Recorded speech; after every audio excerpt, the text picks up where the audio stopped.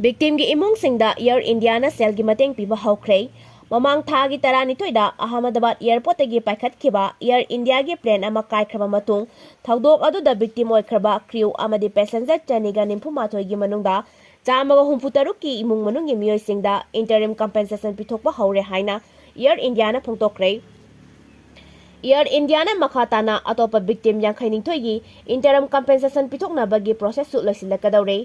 Atuba matamda victim khudimaki imung manunggi miyoisingda interim compensation piragani haike panba yabadi mamang thagi taranithoida plane kaikhraba matung numit nini leiraga June 13 da Air India na victim oiraba imung manunggi miyoisingda amadi hinghauraba miyoi ama aduda interim compensation oina lupa lakh kunmanga piragani haina lakthokibani.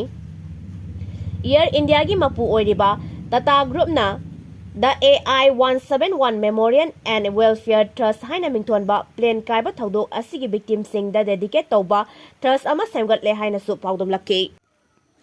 SN Hospital gi wahauda tidim lambi tingdaure. Accident sokpadagi Imphal gi SN Hospital da Nambol Kongkha makha laikai dagi Ranjit Moirangthem kauba miyoi ama ngasi leikidabaga mari leinana hospital asida patient party na irang haurakre. Misi asigi matangda JAC ama semkre. JAC asina laikhidraba Ranjit mamai mamit khara khak soklaga hospital asida tha asigi kunmarigi numidangda pukhalakibani. Adubu hospital asigi doctor marang kaidabana maram oiraga ningthina amasung cheksina layang bikide haina maral siri. Hospital asina cheksindabana maram oiraga sibo oibana laikhidaba asigi imungda lupa lakh yankhai gi compensation pigadabani. Senpham asi pidragadi tha asigi kuntra mathoida tidim lambi ban tawgani haina JAC na lauthokre. Lamboi khonangkhong gi relief camp te leirakhiba naha ama BP stroke torakpadagi laikatnari. Hauzik sahi ani halaklaba fawada Manipur amadi union lengakna aroiba warashin puraktriba Manipur gi tamthiraba lan gi saitheng pangbadagi thawai hingnabagidama Kangpokpi district ke Modbung Maitei lekai dege lanjenaraktuna Lamboi khonangkhongda leiba Trade and Expo Center da hangba relief camp tajangde phom laurakliba masagi chahi kuntha tarek khakta ngairiba ngairangbam jiten apokpa laikhidraba NG yaima amasung apokpi laikhidrabi ngairangbam ongbi tombina khangaudana BP stroke mayongnarakpadagi Jenimsta laikatnari. Mahaki bokminaba masena phongdorakpada NG jiten tha asigi kunnithoigi ayuk pung mapalom tarakpada khangaudana BP stroke tawrakhibani khudongthingai oiraba laina asi mayoknarakpadagi mahaki nakong amasung natondagi I tarakhi hairi. Pibam aduda relief camp ta leirakpadagi senthok lambi leitaduna sel amata leitrabasu mahaki mari matasingna mingondagi layengnaba sel koithi thiduna puraga ras midi city da pukhatuna layang lakibani. Adubu relief camp ki thawpuriba single loinana kanna honabadagi ngarang nungtin pung anirom tarakpada layang san angsidagi disaster tawraga Jenimsta refer tawre hairi. Jenimsta hek thungbaga mahakpu ICU da thamduna makhatana layang chathaba haure.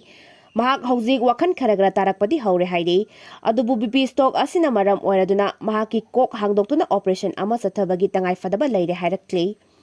Ras midi city da layang lingai hidak langthak khakta da lupa lakh ama lising tara tare lom changki. Adubu pharmacy gi maikai da gidi lupa lakh ama dagi heliba senpham asi tabirakki hairi. Puna lupa lakh ahum lom changchilakpadagi tangai fadana Jenimsta refer tawbiyu haijabadagi tawbirakkibani. Adubu mahaki Tahi taretlom suraba machanupa amasung mahaki loina bilairi. Adubu Dr. Singge makaidagi pangthoktaba yade hairakliba operation asidi tangai fadana pangthokpa tare haina su phongdorakhi.